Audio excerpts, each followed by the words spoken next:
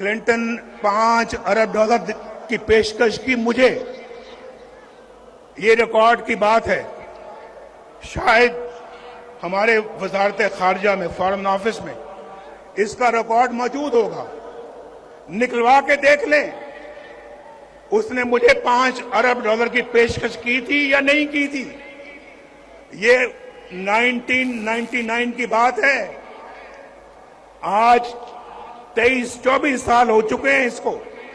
5 अरब, आज तो 1-1 अरब डॉलर पिछली हुकूमत के लोग मांग रहे थे ना, 1-1 अरब डॉलर की भीख मांगते थे उस वक्त। 5 अरब डॉलर और मुझे कह रहा था कि पाकिस्तान के लिए देना चाहते हैं। शायद कोई, अगर मैं खुद लेने वाला होता तो 1-2 अरब मुझे भी मिल जाते। वो मुझे भी 1-2 अरब कहता कि आप भी ले लें, धमाके ना करें।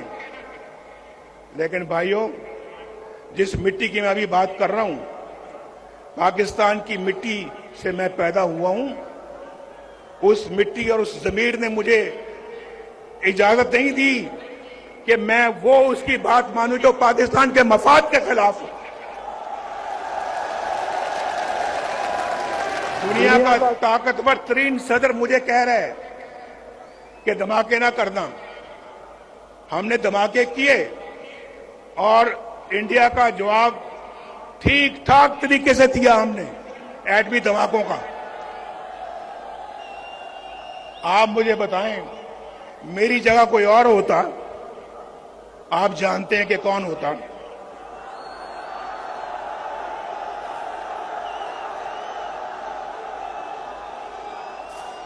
वो अमेरिका के सदर के आगे बोल सकता था, बोल सकता था।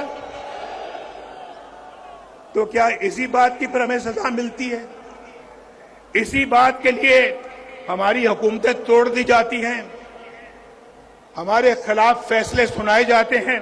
तो क्योंकि जब भी मैंने मैसेज भेजी लिख के गुलाम साहब को, वो फौरी जनरल के पास गए, मुझे फौरी बुलाया, गले लगाया कि अब तो काम हो गया। मैंने कहा सब काम नहीं हुआ, अभी हमने आपको सिर्फ ये बताया कि ये प्रोसेस जो है वायबल है और हम माशाल्लाह सक्सेस की तरफ चल पड़े। पहला कदम सही समत में है। तो उसके बाद हम लग गए बहुत मेहनत से और हमने 82-83 में 95% एनरिचमेंट कर ली जो बम बनाने के लिए ज़रूरी होती है।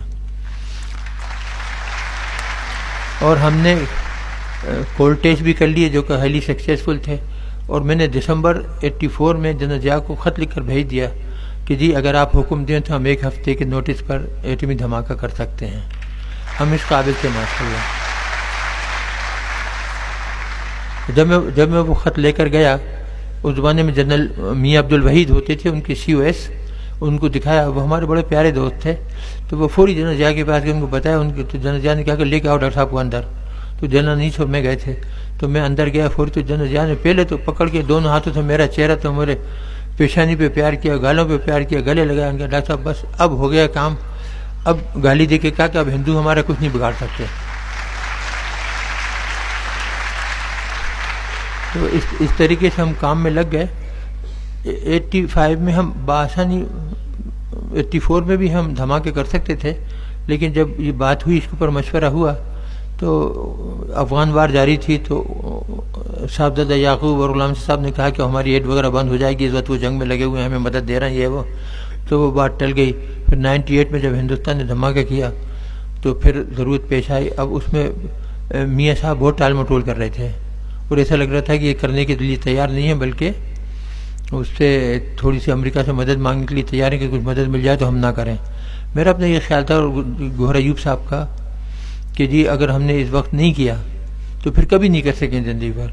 ये कहा जाएगा कि जी हम बिलफ कर रहे थे, हमारे पास था नहीं, और कोई भी आएगा तो वो एनरिच यूरेनियम जो है वो दे देगा अमेरिकनों को और डिप्लीटेड यूरेनियम रख देगा और कह देगा कि हमने धोखा दिया था। तो हम लोग अड़ गए।